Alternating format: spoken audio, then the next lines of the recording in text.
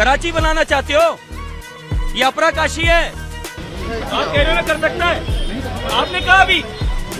तो हमने तो सिर्फ निवेदन किया। अब बोले आप अरे साहब मेरा गला बैठा हुआ है, मेरी आवाज अभी खराब है। तुरंत प्रभाव से नॉन वेज के सारे जितने भी ठेले रोड पे लगे हैं, रोड पे बना रहे हैं, ये नहीं दिखने चाहिए। आगे बिल्कुल मत दिखाना, बाबा बवाल है।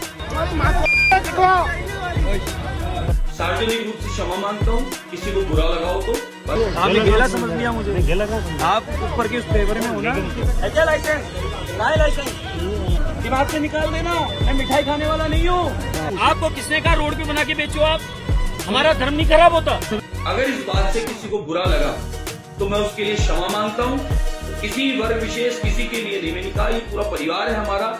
इन महाशय का नाम है बाल मुकुंद आचार्य। नए नवेले जो विधानसभा चुनाव हुए हैं राजस्थान, छत्तीसगढ़, तेलंगाना, मध्य प्रदेश में, इन 4 में से 3 राज्यों में भारतीय जनता पार्टी ने सरकार बनाई। राजस्थान में भी भारतीय जनता पार्टी ने सरकार बनाई और राजस्थान के हवा महल से इन्होंने जीत दर्ज की। मात्र 900 वोटों से इन्होंने कांग्रेस के प्रत्याशी को हराया और 3 तारीख को जैसे ही रिजल्ट आया, 4 तारीख को अपने समर्थकों के साथ ये महाशय गदा लेकर पहुंच गए जयपुर में नॉन वेज के ठेले और होटल, रोड किनारे जो ढाबे बने होते हैं उनको बंद करवाने के लिए। इनके समर्थक मुसलमानों को मुल्ला और कटवा बोलकर माँ बहन की गाली देते हुए नजर आए और ये खुद महाशय लाइसेंस मांग रहे हैं, अधिकारियों को धमका रहे हैं, कह रहे हैं कि ओए लाइसेंस लेकर आओ। ये शब्दावली इस्तेमाल कर रहे हैं और पुलिस प्रशासन को और नगर पालिका प्रशासन को कह रहे हैं कि मैं शाम को रिपोर्ट लूँगा कि जितने भी यहाँ पर ढाबे वाले हैं, रेहड़ी वाले हैं जो नॉनवेज बेचते हैं, इनमें से किन किन के पास लाइसेंस है और आपने क्या कार्रवाई की। हमारे देश का परिस्थितियाँ कैसी हैं, ठेले वाले और ढाबे वाले जो रोड किनारे अपनी रोजी रोटी के लिए जो काम करते हैं, उनके पास लाइसेंस होता है या नहीं होता है, वो किस तरह से उनका जीवन यापन चलता है, वो आपको सबको पता होगा। पर इनको दिक्कत है किनसे? मुसलमानों से। जिस रेहड़ी पर, जिस ढाबे पर इनको दाढ़ी वाला, टोपी वाला दिख जाता है, यहाँ पर उर्दू में कोई नाम वहाँ पर लिखा हुआ है या मुस्लिम समुदाय के सरनेम के नाम से वो ढाबा चल रहा है, उनसे इनको दिक्कत है। क्योंकि यही बुनियाद ही इनकी राजनीति की बुनियाद ही इसी पर टिकी हुई है जिसको हम नफ़रत कहते हैं। बहुत आसान हो गया है आज के दिन हिंदू मुसलमान को आपस में लड़वाना और मुसलमानों को गाली देकर अपनी राजनीति चमकाना। भाई साहब, वीडियो दिखाना चाहूँगा मैं आपको। इनके समर्थक गदा लेकर इनके साथ पहुँच गए और ये भाई साहब वहाँ पर लाइसेंस मांग रहे हैं। इनके समर्थक मुसलमानों को गाली दे रहे हैं माँ बहन की। देखिए वीडियो। लाइसेंस ला दे रहा, इधर चल, लाइसेंस ला। किसकी दुकान? लाइसेंस लेके आ। लाइसेंस दिया भैया, मकान मालिक को बुला लो। लाइसेंस लेके आ। इसको बंद। अरे बंद कुछ नहीं करेगा, ज्ञान दिया गया अभी ज्यादा। किसको बंद कर? खुला रहे इसको। सुनो, उसके कोताही मत बरतना, दिमाग से निकाल देना, मैं मिठाई खाने वाला नहीं हूँ। मैं कह रहा हूँ 1% गलती कर दिए, आरोप आप कहेगा, दिमाग से बिल्कुल निकालना। मिठाई नहीं खाऊंगा मैं खाऊंगा न खाने दूंगा। गंद मचा रखी है। कराची बनाना चाहते हो? ये अपरा काशी है। आगे मत दिखाना, आगे बिल्कुल मत दिखाना, बाबा बवाल है। जब इनसे पूछा गया कि भाई साहब ये आप ये क्यों लाइसेंस मांग रहे हैं, मीडिया वालों ने पूछा कि आप के समर्थक किसी इस तरह का ये तांडव क्यों कर रहे हैं, तो इनका कहा कि हमारा धर्म खराब हो रहा है। जिस तरह से खुले में नॉनवेज बेचा जा रहा है ना, इससे इनका धर्म खराब हो रहा है और पूरी दुनिया में जयपुर का नाम खराब हो रहा है। टूरिस्ट नहीं आएंगे, ऐसी बदनामी होती है जिस तरह से खुले में नॉनवेज बेचा जा रहा है ना। इसलिए हमने ये ऐलान किया है और आज हम मार्केट में भी निकले हैं जीतने के तुरंत बाद। 900 वोटों से जीते हैं। रोड पे सारी नॉन वेज की दुकान कृपया हटा दीजिए, इनके लाइसेंस चेक करिए। नहीं कहते नहीं हो, मैं आपसे शाम को रिपोर्ट लूंगा, आप मुझे देंगे या मेरे को आना पड़ेगा आपके ऑफिस लेने? तुरंत प्रभाव से नॉन वेज के सारे जितने भी ठेले रोड पे लगे हैं, रोड पे बना रहे हैं, ये नहीं दिखने चाहिए। लाइसेंस लेके आओ। चलो बंद होंगे। लाइसेंस लेके आओ। नहीं, आपको किसने कहा रोड पे बना के बेचो? आप, हमारा धर्म नहीं खराब होता। गेला समझ लिया मुझे। गेला कहाँ समझा? आप ऊपर के उस फेवर में हो ना कि कोई आपका मित्र मैं काम किसी दे के रहा फेवर में नहीं है। हूँ, आप मैं सोचना कभी किसी के मैं फेवर में रहा ही नहीं। एक तस्वीर मुझे दिखी, इन्हीं के समर्थकों ने वो वीडियो बनाई है, सोशल मीडिया पर वायरल भी इन्होंने ही की है।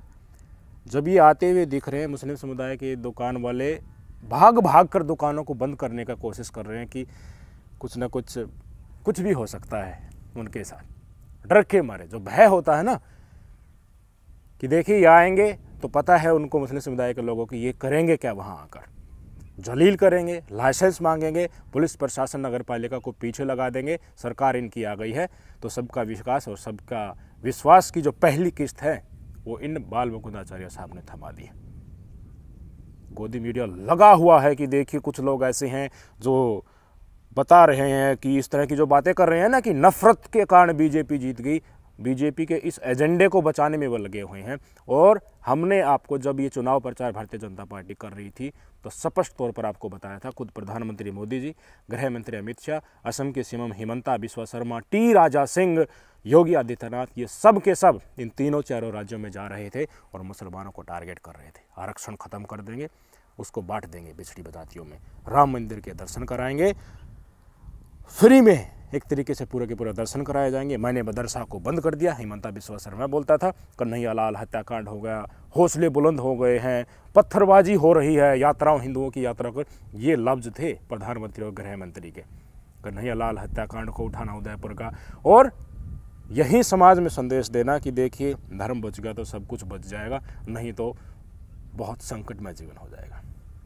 मुद्दों की राजनीति इस देश में की जा सकती है पर कोई करने के लिए तैयार नहीं है ना भाई साहब। अति होते हैं ना किसी चीज़ की, उस अति की तरफ बढ़ रहे हैं। कोई फिक्र नहीं है इन तरह के तथाकथित धर्मगुरुओं के जो भगवा पहनकर नौटंकी करने के लिए निकल रहे हैं ना, झूठे हिंदुत्व और झूठे राष्ट्रवाद और झूठे गौ माता का सहारा लेकर। कति इनको फिक्र नहीं है कि बेशक से आपस में मन मिट जाओ लोग लड़ झगड़ कर, कोई मतलब नहीं है कि अमन और चैन इस देश में आ गया ना। इनको तो क्या दिखाना है कि तुमने मुझे नफरत के नाम पर वोट दिया है ना, तो ये लो नफरत की पहली किस्त, ये लो मुसलमानों का पहला इलाज। चाहे वो बेशक से कितना ही गरीब हो, उनकी उससे रोजी रोटी चलती हो, ढाबे वाला है, रेहड़ी वाला है, ठेली वाला है, उन्हीं को टारगेट करना है, जाकर गाली गलौज करना है, माँ बहन की गाली देनी है, लाइसेंस मांगना है, अल्टीमेटम देना है, नहीं चलने दूंगा ये भी कहना है, और वीडियो बनाकर पूरे राजस्थान में फैलाना भी है, देश को भी दिखाना है कि देखिए इलाज कर दिया मुसलमानों का। इन्हीं की विधानसभा में इतने सारे ढाबे गांव में मैं दिखा सकता हूं जो हिंदू समुदाय के चलाते हैं और जो नॉन वेज होटल चलाते हैं।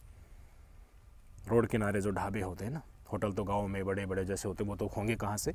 ढाबे जो होते हैं रोड किनारे होते हैं, जिस तरह से ठेले वाले होते हैं, बड़ी संख्या में इन्हीं की विधानसभा में जो नॉन वेज बेचते हैं, उससे इमेज खराब नहीं होती क्या? वहाँ जाएंगे ये, क्यों जाएंगे वहाँ पर भाई? क्योंकि मुसलमान नहीं है। तो पर इन्होंने नफरत के नाम पर जो वोट दिया है तो समाज में संदेश कैसे देंगे कि मैंने मुसलमानों का इलाज कर दिया? नहीं जाएंगे वहाँ पर, ये वहीं पर जाएंगे जहाँ पर खान नाम से कोई ढाबा होगा या फिर दाढ़ी या टोपी पहने कोई नॉनवेज बना रहा होगा, वे उसी जगह पर जाएंगे। इल्ज़ाम लगाना होगा तो ले देंगे कि ये तो सफ़ेद मांस बेच रहे हैं, गाय के मांस को बेच रहे हैं, हमारे पास ऐसी रिपोर्ट आ रही है, छवि खराब हो रही है, टूरिस्ट नहीं आ रहे हैं। बताइए, जैसे टूरिस्ट तो सारे के सारे वेजिटेरियन नहीं होते हैं, जितने भी टूरिस्ट आते हैं वो तो यहीं देख कर आते हैं कि मुसलमान समुदाय के लोगों ने रेहड़ी लगा रखी है तो हम नहीं जाएंगे। अगर वो रेहड़ी नहीं लगा रखी है नॉन वेज की तो देखिए हम तो पूरे जयपुर में उड़ कर जाएंगे। शर्म आने से इस तरह के नेताओं को। क्या छवि बना रहे हैं भाई साहब हमारे देश की? है जनता की गलती थोड़ी है यार। कितने वोटों से जीते? 900 वोटों से। कितने वोट मिले बाल मुकुंद आचार्य को? 95,989। अब जो विधानसभा चुनाव के रिजल्ट आए ना 3 तारीख को, राजस्थान के हवा महल की इनकी विधानसभा सीट है। कांग्रेस के उम्मीदवार कौन थे? BR तिवारी। कितने वोट मिले? 95,015। मात्र 900 वोटों का फर्क। जनता ने तो अपना काम किया था। जनता ने तो अमन और चैन के लिए वोट दिए थे, जनता ने तो मुद्दों पर वोट दिए थे। जनता इस तरह के नफरतबाजों से बचने के लिए, इस तरह का तांडव ना हो, धर्म के नाम पर आपस में न लड़ाया जाए, शांति से सब रह सके, तो जनता ने तो भर भर के वोट दिए थे कांग्रेस पार्टी को। अब कहाँ चले गए BR तिवारी कांग्रेस के 95,000 वोट लेकर? मात्र 900 वोट ही तो कम थी ना। इन्हीं के विधानसभा के क्षेत्रों ने, ये क्षेत्र के लोगों ने वोट दी है और इन्हीं नफरतबाजों से बचने के लिए वोट दी थी। सेकुलरिज्म की विचारधारा के कारण ही तो वोट दी थी ना। अब 95,000 वोट दी थी उनको सांत्वना देने के लिए कि हाँ मैं खड़ा हूँ जिस विचारधारा के साथ, आप हो हमारे साथ हो। कहाँ गए बी आर तिवारी?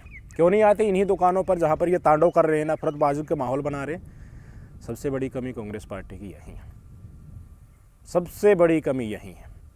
जिस विचारधारा के चलते लोग इनको वोट देते हैं, जब उस विचारधारा का संरक्षण करने का समय आता है, खुलेआम उसके फेवर में मार्केट में आने का समय आता है, तब ये धूम दबा लेते हैं। नहीं फिक्र है इनको कि बेशक से ये तांडव धर्म के नाम पर जो कर रहे हैं उनके ठेले उजड़ जाए और ढाबे उजड़ जाए। इनको तो लगता है कि इस तरह के मुद्दों पर इंडल्ज होगे, मुसलमानों को बचाओगे तो भाई साहब हिंदू तुमसे नाराज़ हो जाएंगे, इसलिए वोट नहीं मिलेंगे। ये गलत सोच है कांग्रेस का, ऐसा नहीं है। 95,000 वोट सेकुलरिज्म की विचारधारा के लिए बी आर तिवारी को दिए गए थे, जो आज धूम दबा के पता नहीं कहाँ गर्दन छुपा कर बैठे हुए हैं। क्या लोगों की एक्सपेक्टेशन नहीं है जिन्होंने वोट दी थी जवाबदेही तय करने के लिए कि इन तरह के जो तांडव कर रहे हैं ये लोग, इनको ज़मीन दिखाई जाए? कई संसाधन होते हैं ना, इस देश में संविधान तो है। इनकी सरकार आ गई तो क्या सब कुछ फिनिश हो गया? सुप्रीम कोर्ट में लिख कर दे दिया है राजस्थान सरकार ने कि हमने हर डिस्ट्रिक्ट में नोडल अफसर बना रखे हैं। हेट स्पीच जो देगा या फिर सांप्रदायिक माहौल खराब करने की कोशिश करेगा, उसकी तो खुफिया जानकारी इकट्ठी होती है। क्यों नहीं पुलिस प्रशासन को इसकी सूचना दी जाती है? गाली देने लग जाते हैं, फिर फंसने का समय आता है कि उसे लगता है कि कहीं जवाब देना पड़ जाएगा तो गौ माता की आड़ में छुप जाते हैं। यार तो हमने तो सिर्फ निवेदन किया। अब बोले आप नीचा, अरे साहब मेरा गला बैठा हुआ है, मेरी आवाज अभी खराब है, चुनाव के बाद कुछ जुकाम का, ठंड का असर है, इसलिए मैंने ऐसा बोला। अगर इस बात से किसी को बुरा लगा तो मैं उसके लिए क्षमा मांगता हूं। तो किसी वर्ग विशेष, किसी के लिए नहीं, मैंने कहा ये पूरा परिवार है हमारा। हम आदरणीय प्रधानमंत्री नरेंद्र मोदी जी के विजन को लेकर काम कर रहे हैं। हम लोग सबका साथ चाहते हैं, सबका विश्वास जीतना चाहते हैं और सामूहिक रूप से भाजपा परिवार सबका विकास चाहती है। ऐसे थोड़े ना होता है। सर्वे करवा लो। इन्हीं जहाँ से जीत कर आए ना बाल मुकुंद आचार्य जी, इन्हीं की विधानसभा के गांव में दिखा दूंगा कितने सारे ढाबे हिंदू समुदाय के लोग चला रहे हैं और नॉनवेज बेच रहे हैं। हिम्मत है तो जाओ वहाँ उनको बंद कराओ। उनको तो छोड़े, 5 स्टार होटल जो जयपुर में ही चल रहे हैं, कुछ भी नॉनवेज किसी तरह की डिश वहाँ पर बनवा लो। औकात है इनकी वहाँ पर जाने की? सिर्फ गरीबों को ही, मुसलमानों को ही दुखी कर सकते हैं। 5 स्टार में घुस गए तो उनका कोई बड़ा नेता ऊपर मिलेगा, धूम दबा कर इनको वहाँ से भागना पड़ेगा। नई नई शोहरत मिले, नई नई इज्जत मिले, नई नई कोई मुकाम मिले तो ऐसे नहीं उछलना चाहिए। जब वो समय आएगा जब सेकुलरिज्म की विचारधारा को मानने वाले बहुत सारे लोग हो जाएंगे और अमर चैन के साथ जीना चाहेंगे, तुष्टीकरण की राजनीति इस समाज से मिट जाएगी। उस समय इन बाल मुकुंद आचार्य जैसे लोगों के मुंह पर हंसेंगे लोग कि ऐसे भी मूर्ख लोग थे जो पढ़े लिखे को, पढ़ी लिखी जनता को धर्म के नाम पर मूर्ख बनाने में कामयाब हो जाते थे और उसी नफरत के चलते लोगों से वोट पाकर कुर्सी पर बैठ जाते थे। इस तमाम प्रकरण पर आपका क्या सोचना है, कमेंट करके ज़रूर आपको बताना है।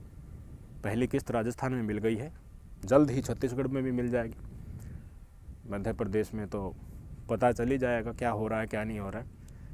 छत्तीसगढ़ की कैसे मिलेगी, अडानी साहब देने वाले हैं।